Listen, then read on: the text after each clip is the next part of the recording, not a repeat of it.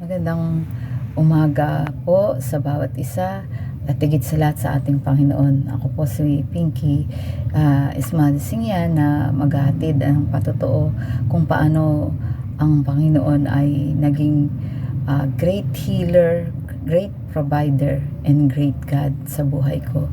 Noon po kasing March 4, madaling araw po ng alauna ng umaga, kinati po yung buo kong katawan. So nung naging mapula po yung buo kong katawan.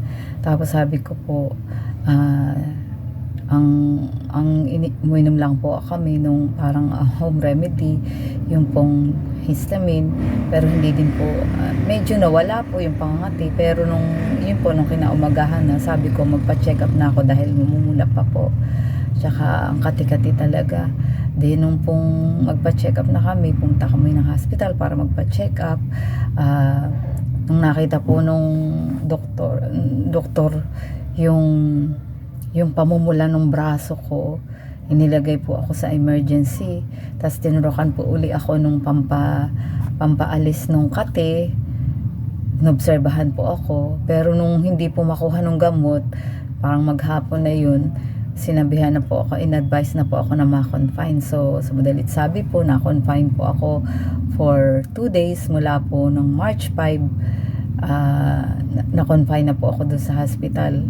Then yun po, sabi ko nga, Lord, kunin mo na yung sakit na ito. Kasi alam niyo po, from head to toe, namumula po yung buo kong katawan, at saka ang kati-kati po talaga.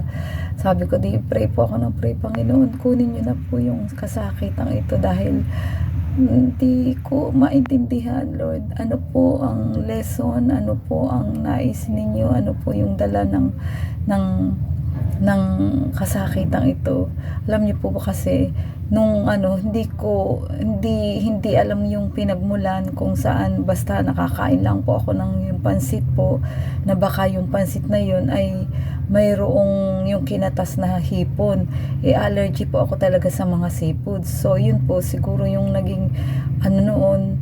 Pero ang bottom line pa rin po yun, yung nagkasakit ako, na-confine ako. Pero ako pinagpapasalamat ko po sa Panginoon kung paano niya po ako pinagaling, na from head to toe, pinalis niya po lahat. Hindi naman po madali, pero process po.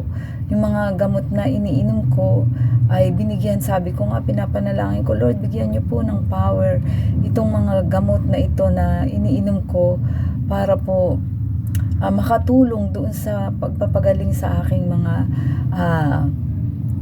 nararamdamang kati all over the body po. Yun nung una po, yun nga sa katawan, tapos sumunod po yung mga braso ko, nagkaroon po ng talagang mga scratches. Talagang sabi ko, Lord, natatakot ako, baka kung ano na ito. Tapos yun nga po, tapos sumunod po yung binti ko naman hanggang sa paa po. Tapos nung after that, yung namang mukha ko talagang namamaga po, puro pulang-pula din, hanggang sa anit ko po, talagang ang kati-kati. Pero ang maganda po doon, sabi ko nga, in the midst of all these things, ng kasakitan, hindi po ako nahirapang huminga. Kasi usually daw po sa mga ganong may allergy, nandun yung tendency ng yung pagkahilo, yung pagkahirap ng huminga. Ako po, sabi ko, yun lang po yung naging reklamo ko, yung pangangati ng katawan ko, na talagang hindi po ako talaga pinapatulog. Siguro ng isang gabi na talagang hindi ako pinatutulog. Kaya yun po, ako'y nagpupuri at nagpapasalamat sa Panginoon dahil only Him can heal nung mga ganoong karamdaman. O bagamat merong akong mga inintake na gamot, pero yun po, ang Panginoon pa rin ang siyang nagpagaling sa akin sa karamdaman kong yun. Po yun yung allergy as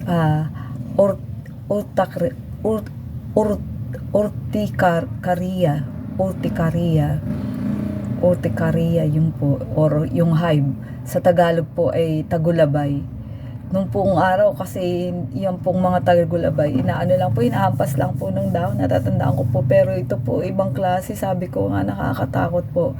Pero ang talagang lubos na pinagpapasalamat ko sa Panginoon kung paano niya po ako pinagaling, biniyayaan din po niya ako ng provision, yung pangbayad po sa ospital. Kaya ito po ako ngayon, nagpupuri at nagpapasalamat sa Panginoon sa kagalingang ibinigay niya sa akin at hindi niya po ako iniwan, hindi niya po ako pinabayaan. Salamat din po sa mga panalangin ng bawat isa, sa ating bishop, sa bawat isa po, sa mga intercessors natin,